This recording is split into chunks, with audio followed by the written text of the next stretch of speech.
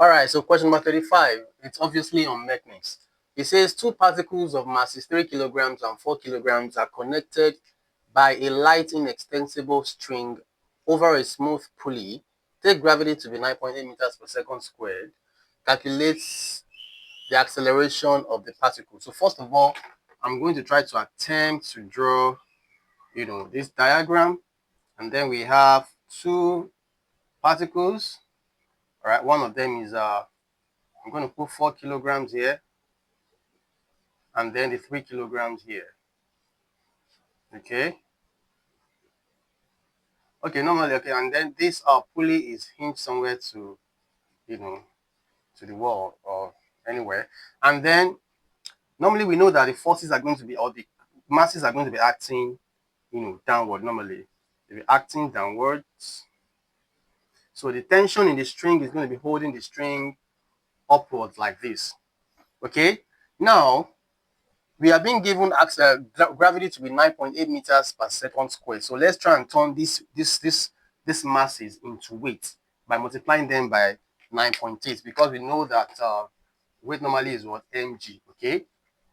So we are going to be turning each of these masses into weight by multiplying it by gravity.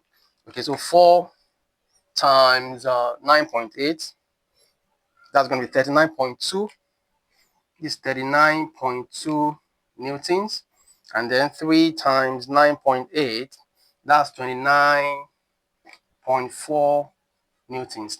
Okay, so another thing we should note, of course, this is the tension. Tension is the same thing in both in both masses. This tension here is the same thing as this tension here. All right, so another thing we should note is that when these masses are released, the 4 kilograms mass, being the heavier one, is going to race down, it's going to accelerate all the way down. So I'm going to just put the acceleration down. It accelerates down. And then automatically the lighter one is going to have to go up. Okay, it's going to go like this. This one comes and this one goes up. And then acceleration is just going to go up. Okay. Now let's set up our net force. Using Newton's law of motion, we know that force equals what? Mass times acceleration. Okay, the net force equals mass times acceleration. What's going to be the net force? The net force is, is the as the forces, as one force goes down, the other force goes up. Both of them will counter each other. That is the net force. So for the 4 kilograms mass or 39.2 newtons weight, how are we going to be able to get the net force?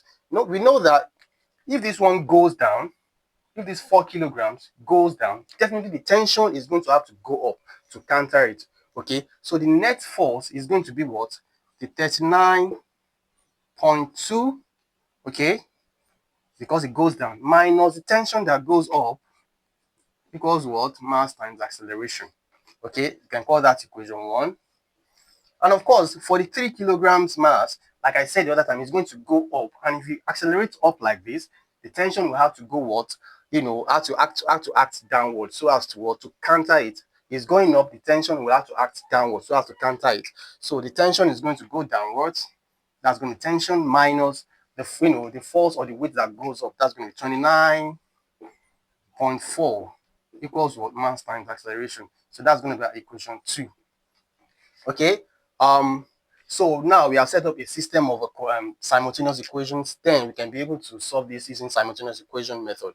All right. So I'm going to just go ahead and rewrite this. I have 39.2 minus T equals ma. We know that the mass, of course, the mass is going to be 4 kilograms. So that's going to be what? 4a. And of course, the other one, I'm going to write minus 29.4 plus T.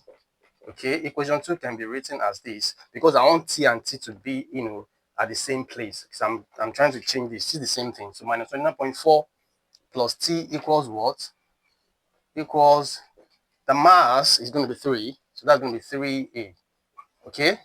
Now, am I going to be adding or subtracting? I know if I add here, my T will go away. Okay. Because that's the whole essence of simultaneous equation. One variable will go away and then you'll be able to find the other variable. All right. So if I add this, minus T plus T will go away. So definitely I'm going to be having to add both equations. So 39.2 plus times minus is minus. So 39.2 minus 29.4. 39.2 minus 29.4 is 9.8. So this is going to be what? 9.8. Okay? Minus t plus t is going to go away, like I said. Then I have 4a plus 3a. That's going to give what? 7a. So what do I do next is I have to divide both sides by 7. So divide both sides by 7. I'm going to be having acceleration to be equal to what? 9.8 divided by 7. And that's going to give what? 9.8 divided by 7. That's going to be 1.4 meters per second squared.